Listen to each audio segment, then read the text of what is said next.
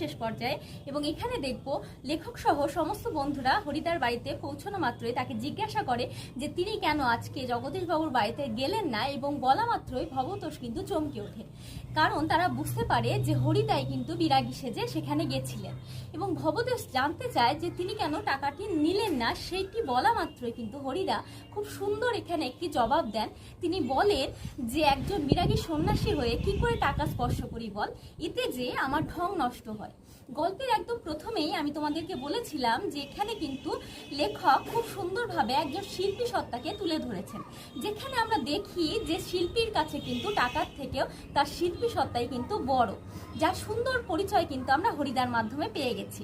এবং এর কথার বলার পর কিন্তু আর কোনো রকম কথাই বলা চলে না, এবং অনাদি মুখ খুলতেই তখন হরিদা হো হো করে হেসে ওঠেন এবং তিনি বলেন যে পারিশ্রমিকের জন্য কিন্তু জগদীশবাবুর বাড়িতে তিনি পুনরায় যাবেন।